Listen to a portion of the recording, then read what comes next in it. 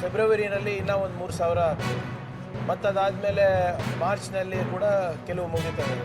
ಸುಮಾರು 4,500 ಪಂಚಾಯತ್ಗಳಿಗೆ ನಾವು ಮತ್ತೆ ಅವರನ್ನೇ ಕಂಟಿನ್ಯೂ ಮಾಡಬೇಕಂದ್ರೆ, ಯಾಕಂದರೆ ಅವ್ರ ಅವಧಿ 5 ಇಯರ್ಸ್. ಆ್ಯಕ್ಟಲ್ಲಿ ಏನಿದೆ ಅಧ್ಯಕ್ಷರೇ, ಅವ್ರನ್ನ ಹೊರತುಪಡಿಸಿ ಕೂಡ ಯಾರು ಮತದಾರ ಪಟ್ಟಿನಲ್ಲಿದೆ ಇದ್ದಾರೆ, ಬೇಸ್ಡ್ ಆನ್ ರಿಸರ್ವೇಷನ್ ಮಾಡ್ಬೋದು ಅಂತ ಕೂಡ ಇದೆ, ಅಥವಾ ಅಡ್ಮಿನಿಸ್ಟ್ರೇಟರ್ ಮಾಡ್ಬೋದು ಅಂತ ಕೂಡ ಇದೆ. ಯಾವಾಗ ಚುನಾವಣೆ ವಿಳಂಬ ಆಗ್ತಾ ಇದ್ದರೆ ನಾವಾಗಲೇ ಎಲ್ಲ ಡಿ ಸಿಗಳಿಗೆ ಕೂಡ ನಾನು ಪತ್ರ ಬರೆದಿದ್ದೀನಿ, ಆದೇಶ ನೀಡಿದ್ದೀನಿ. ಎಲ್ಲೆಲ್ಲಿ ಅವಧಿಗಳು ಮುಗಿತಾ ಇದೆ ದಯವಿಟ್ಟು ಗ್ರಾಮ ಪಂಚಾಯತ್ ಚುನಾವಣೆಗೆ ಸಿದ್ಧತೆ ಮಾಡಿಕೊಡಿ ಅಂತ ಬರೆದಿದ್ದೀನಿ ಅಧ್ಯಕ್ಷರೇ. ಅಷ್ಟರಲ್ಲಿ ಒಕ್ಕೂಟದವರು ಕೂಡ ಬಂದಿದ್ದರು ನನ್ನ ಹತ್ರ. ಒಕ್ಕೂಟದವರು ಕೂಡ ಏನು ತಾವು ಹೇಳ್ತಾ ಇರೋದು ಸಲಹೆ ಮೇರೆಗೆ ಹೇಳ್ತಾಯಿದ್ರು.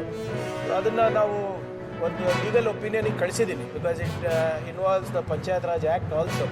ಸೊ ಅದು ಬಂದ ಮೇಲೆ ನಾನು ನಿರ್ದಿಷ್ಟವಾದಂಥ ಉತ್ತರವನ್ನು ಕೊಡ್ಬೋದು. ಮಾನ್ಯ ಮುಖ್ಯಮಂತ್ರಿಗಳ ಗಮನಕ್ಕೂ ಕೂಡ ನಾನು ತಂದಿದ್ದೇನೆ ಅಧ್ಯಕ್ಷರೇ. ನನ್ನ ವಿನಂತಿ ಮಾನ್ಯ ಸದಸ್ಯರಲ್ಲಿ ಒಂದು ಕೆಲವು ದಿನ ಕೊಟ್ಟರೆ ಅದನ್ನು ಕರೆಕ್ಟಾಗಿ ಪರಿಶೀಲನೆ ಮಾಡಿಬಿಟ್ಟು ಕಾನೂನಲ್ಲಿ ಏನೇನು ಅವಕಾಶಗಳಿದೆ ಅಂತ ನೋಡಿಬಿಟ್ಟು ಸಾಧ್ಯ ಇದ್ದರೆ ಖಂಡಿತವಾಗೂ ಗೌರ್ಮೆಂಟ್ ಕ್ಯಾನ್ ಕನ್ಸಿಡರ್ ಅದು.